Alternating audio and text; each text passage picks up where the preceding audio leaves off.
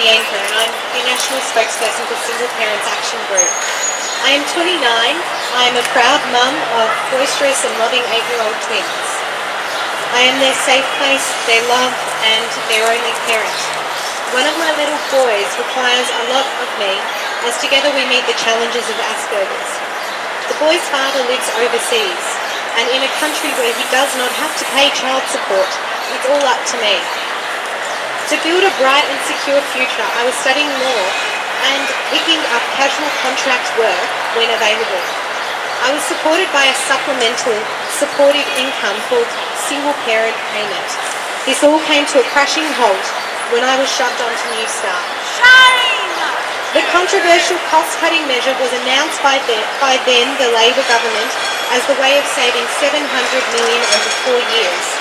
The thing that really gets to me is that only $126 million was raised in mining tax since the cuts were made at the commencement of the year, compared to $207 million raised from destroying the lives of many single parents out there doing it tough. Why is Labor taking more money from single parents than from big mining through the mining tax? On New Start, you struggle. I lost $158 per week from benefits when my boys turned 8, 21 days after the cuts were rolled out nationwide. As a result, I was forced to give up study. The boys had to quit singing in the National Boys Choir. They now hide excursion forms because they know how much stress this places on me. No child should be robbed of their educational experience. I cycle in and out of contract work with no sick pay, no holiday leave. When work seizes up, we do it tough.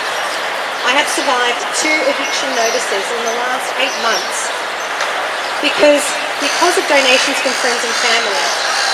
I'm terrified of the future when my current work contract ends at the end of September, and I'm afraid that we may face eviction again, and this time we may not come out on top.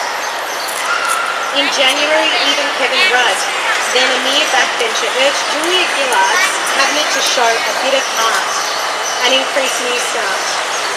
More recently, with him back in the Prime Ministerial hot seat, Mr Rudd's spokeswoman would say that he was discussing the issue with his colleagues. Now with the government in caretaker mode, no one is saying anything. There is no hope for a Labor or Liberal government. What's distressing is that Mr Rudd grew up in a sole parent household.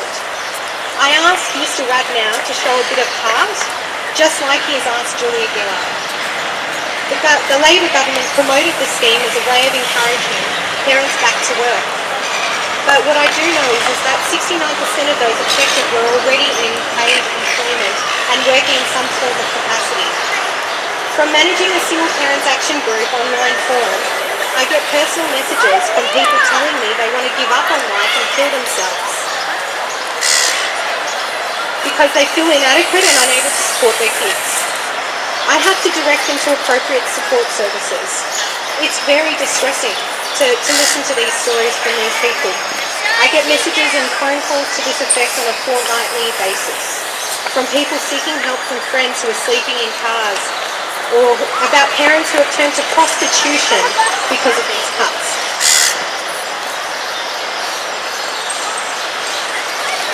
It is undeniable that homelessness is a growing problem in this country. On any given night, more than 105,000 Australians are homeless. That is 1 in every 200 people. According to the last census, 6,813 of these people were sleeping on the streets. Many thousands were forced to couch surf, live in severely overcrowded housing, and lack personal space and security. More than a quarter of our homeless population are children under the age of 18. On census night, almost 18,000 children under 12 were counted as homeless. 402 were sleeping rough.